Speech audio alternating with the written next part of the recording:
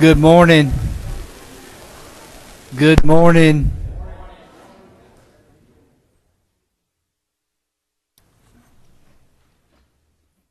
This is the first real one, okay? As always, y'all bow with me. Gracious Heavenly Father, again we come saying thank you. Thank you for everything you do for us individually and corporately. Give us strength, give us guidance, let us do things that are pleasing to you. Give us wisdom, character, and compassion. Lead, guide, and direct us in all that we do, not only in our daily lives, but in the lives of our jobs as members of the House of Representatives. Let us always remember that we're here to represent the people. Lead us and guide us. In Jesus' name I pray. Amen. Well, good morning. For those that haven't been on the wall, and for those of you who own rules, you know how it works. If you're a chairman, you go first. You got about 12 seconds to tell me what your bill does, and then we will open it up for the committee to have at you and maybe try not to abuse you too much.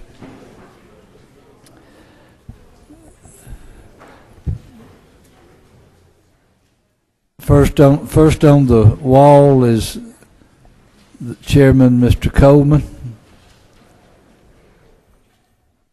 Mr. Coleman, now, are you here about bus drivers and lunchroom folks, or what are you here about? No, sir, but I love them and I support them, and we got to keep them healthy. That's all I have to say on that subject, Mr. Chairman. Thank you, Mr. Chairman. Members of the committee, I'm here today to ask for House Bill 91, which is listed on your sheet under Modified Open Rules, third down. What this piece of legislation does, we have in this state some tests that we were giving years ago, a graduation test, criterion reference test, and a writing test. And we were teaching integrated math and a lot of other things that we're no longer requiring for students to graduate. And we have 8,000 students in our state who have met all requirements for graduation.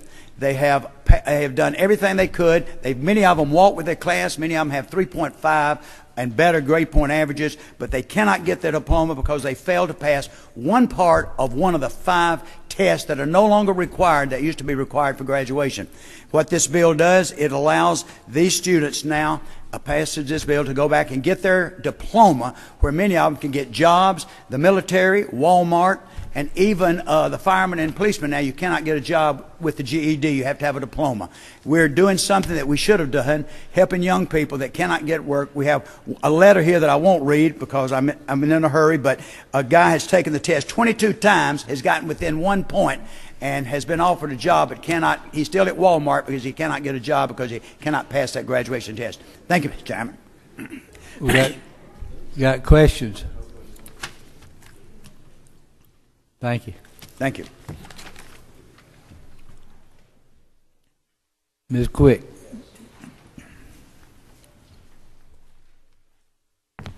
Thank you, Mr. Chairman and members of the committee.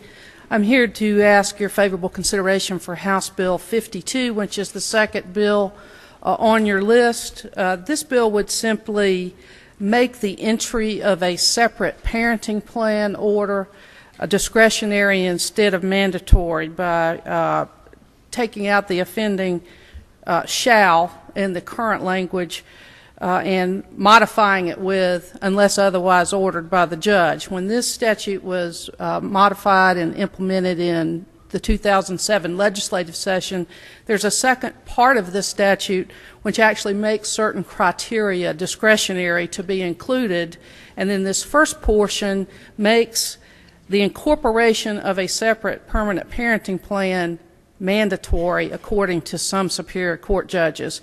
It's duplicative, it's unnecessary, and it has morphed into an 8-page order that you then have to do after the fact. So in order to eliminate this unnecessary expense and complication to the process, especially for pro se litigants, would ask your favorable consideration of House Bill 52. Mr. Ramsey.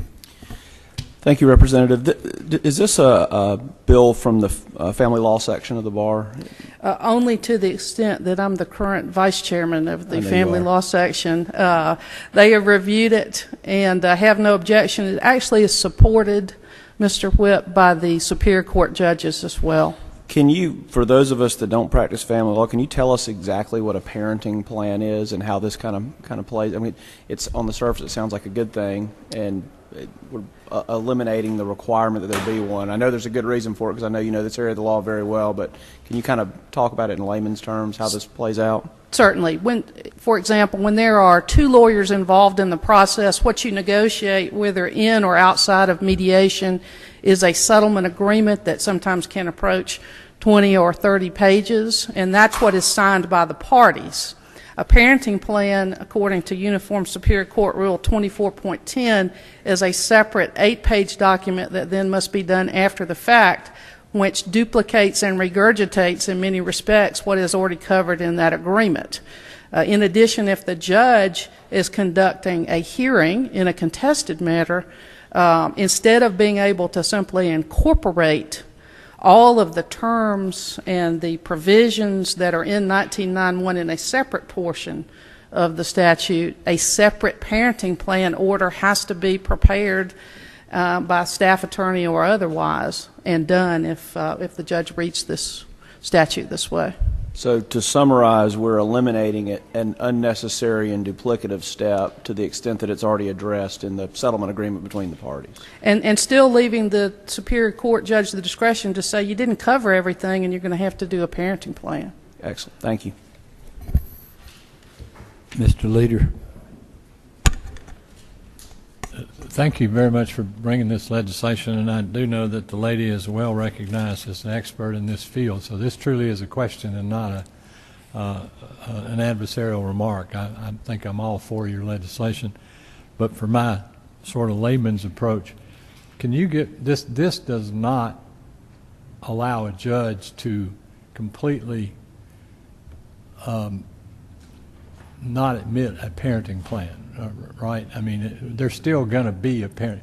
We're not telling Georgians here we don't think a parenting plan is important, right, in very lay terms. No, sir. There are findings of fact and conclusions of law that still have to be in every order. And so those basic requirements still must be met, or otherwise if it's a contested matter, it would be reversible. So that still is required. We're just taking away a form-driven process that had good intentions from being a mandatory step in the process if it's covered elsewhere in a different order. Instead of there being 3 orders, for example, there might just be 1. And that obviously is going to decrease the expense. And Mr. Leader, if I could follow up on that, when this statute was passed, I was charging about $600 for an uncontested divorce with children. Now that's $1,500, and I'm losing money on that because of all the unnecessary paperwork and steps. That parenting plan requires another meeting because you've got to get, not just for you, but for the opposite party to initial everything that's in the parenting plan. So really it's a cost-saving mechanism, especially for litigants who are already in financial difficulty in the divorce process. Mr. Willard. Thank you, Mr. Chairman. And thank you for this bill, too, Ms. Quick. What I'm concerned about is the way it words, saying unless otherwise ordered by the court. I read that as opening to say the court does not have to put in play a parenting plan at all. And I think your desire is that there be a plan, but it does not necessarily have to be a part of the final order as a plan. Is that right? Well, there are actually, this is one of those instances, Chairman Willard, that it might have been helpful if you saw the next piece of the statute, because it doesn't stop here. So this particular change makes it discretionary that the judge shall incorporate a permanent parenting plan into this process, which again is a separate order under Uniform Superior Court Rule 24.10. Not that the findings that are required on further down in 1991B1, that's where it is set forth all the general terms that the Superior Court should consider in any parenting order. But even that provision already says unless otherwise ordered by the judge from the original statute. So, thank you. And follow up to be sure everybody understands the parenting plan is really outlining visitation rights, custody issues, visitation, summer-wise, holidays, all these things come into play. That's part of what you have as a parenting plan, isn't it? Yes, sir, Chairman Willard, and none of this change does not abrogate the factors in 1993, the exhaustive list of factors that were part of this same very good piece of legislation in 2007 that a trial judge considers in determining what's in the best interest of the child. All right. So to follow up, you're satisfied that what we put here with unless otherwise ordered by the court is not going to be interpreted by judges saying, well, I don't have to enter a plan at all. I'll try not to speak for what a Superior Court judge might decide they can do, Mr. Chairman. I know how they read things. Because I've successfully argued that they already have the discretion if they wanted to, if everybody was consenting, not to require this unnecessary, duplicative, and sometimes delaying step. But I would say I hope not. How about that? I'm not arguing, but I want to be sure that when you have children involved, that there is within an order of the court something that outlines those issues of custody, visitation, rights to summer vacation, holidays, etc. And I want to be sure that we're not getting that out of the way by that language. And I believe that's covered in 1991B1 and the factors for 1993 without the necessity of requiring a separate court order that repeats what's already been done in an agreement or an order. Mr. Weldon. Thank you, Mr. Chairman. Representative Quick. Yes, sir.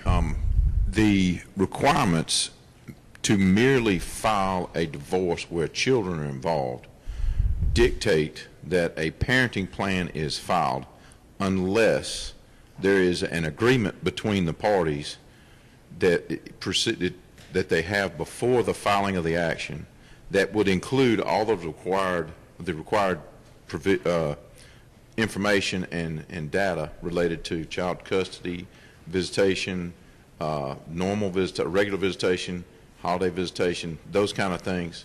And then the judge, what you're doing here just says that they don't have to duplicate that same information that can be confusing not only to the parties but potentially to the court. And isn't that true?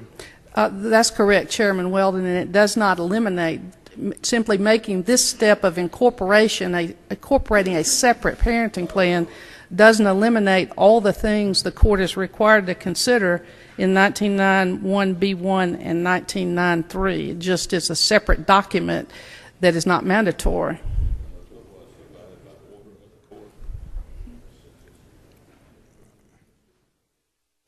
It could put it that way. But no, wait a second. Wait.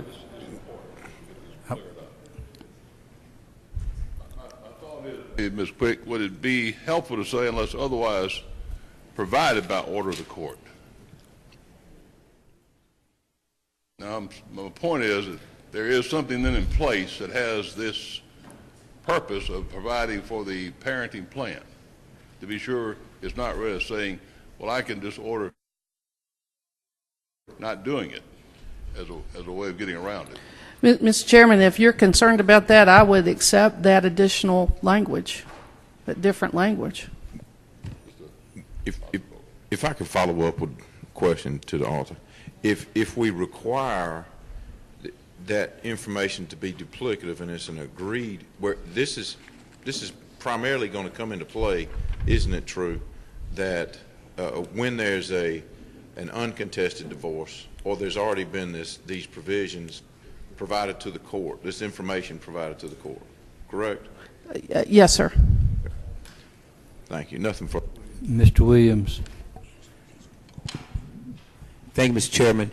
Let me just ask you this, the gentle lady.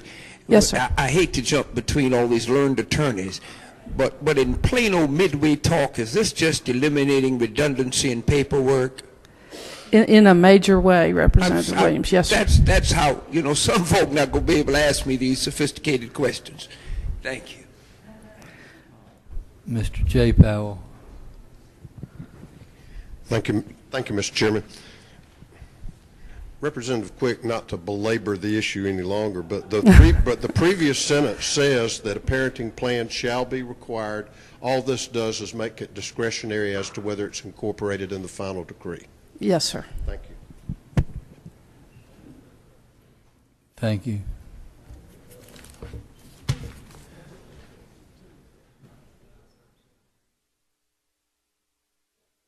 Wait, Ms. Abrams, Ms. Abrams, if you quit talking to Mr. Roberts for a second, would you like to jump in on this? You're the only other lawyer that hadn't said something.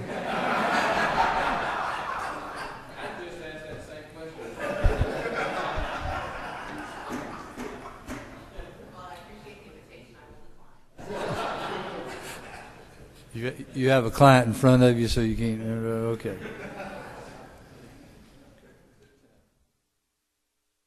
Mr. Tanner is.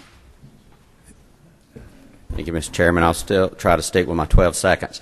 All this HB 62, the very bottom of the page under modified structure, last bill on your sheet, this would just waive the one-year requirement for anyone that's currently stationed in Georgia on active military duty that has a child that meets all the other requirements in the law to be able to apply for the Georgia Special Needs Scholarship. And that's all the bill would do, Mr. Chairman. No questions. Thank you. Thank you. Mr. Caldwell. Thank you, Mr. Chairman, members of the committee. Believe it or not, I have a non-controversial education bill for you. In fact, you all voted for it last year. We passed it out of the House unanimously with the exception of 2 members who didn't come back. This got caught up in Senate rules last year. It's so non-controversial, in fact, that Cherokee County School District does not oppose it. All this bill does is we require all local governments to hold public hearings before they pass a budget in this state, unless they have anything to do with education.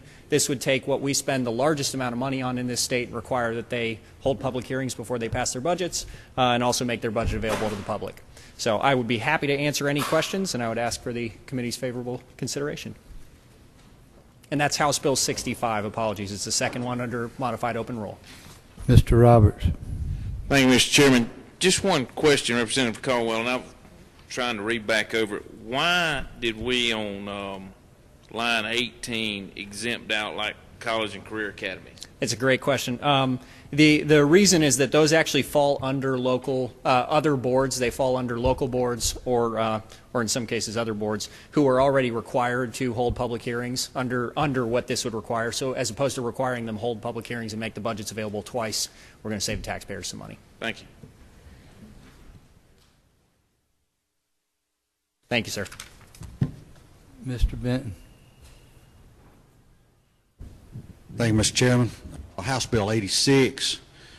This bill would transfer the Division of Aging Services to the Georgia Adult and Aging Services Agency. It would move aging services out of human services, which is primarily deals with children's services, and gets it under community health, where it can better function and work toward grants, and it aligns the programs better.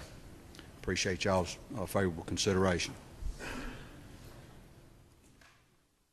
Ms. Cooper. Thank you, Mr. Chairman and members of the committee. I'd like to ask for House Bill Whoa, 47. whoa. I got to go back to Tommy. I'm doing these questions. Mr. Ramsey. Thank you, Mr. Chairman. Is there any cost involved? No, it's a lateral move. There's no cost. All the people will stay the same. It'll just be under a different agency doing the same job, but hopefully be able to do it better. Right. Thank you. Mr. Rice. Yeah, thank you, Mr. Chairman. Down on, they do receive a per diem. It looks like it's new law in here because it's underlined. So they are paid something for their time and effort on this. Is that right? That would be the board. The employees of aging services are already there.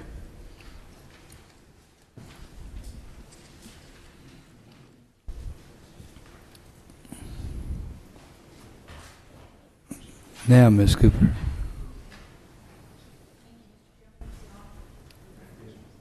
Chairman and members of the committee, I'd like to ask for House Bill 47.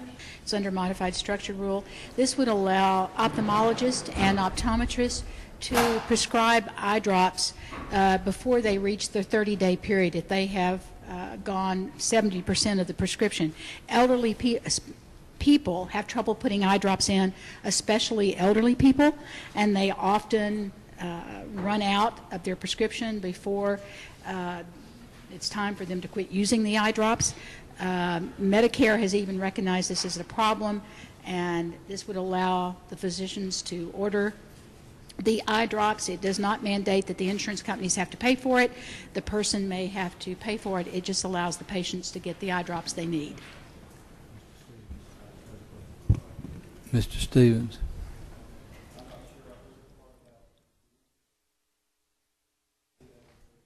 No.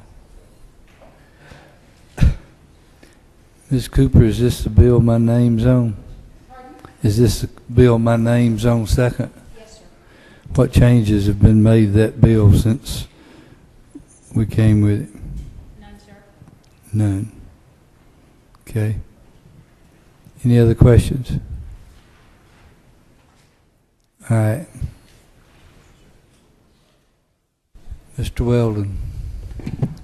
Chairman, with respect to House Bill 52, I'd request that this bill be held one day and we'd be allowed to propose a Rules Committee modification to clarify the language in the bill. I'm sorry. You can do it on the floor. It's modified open if you want to. I mean, if you want it held today, I'll hold it. We'll do it on the floor. Okay. Thank you. What if I don't put it on the floor? Well, in the event you do.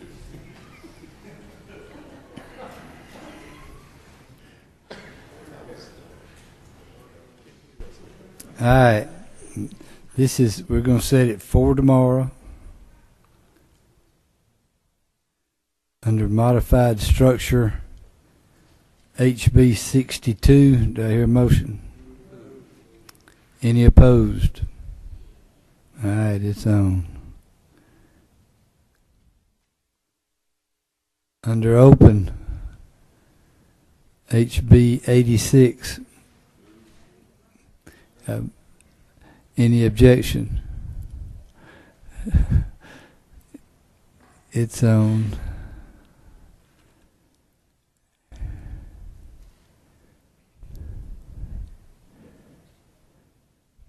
Under modified structure, HB 47. It's on. Or any objection? And I'm going to give you a day to figure out your bill. That's it.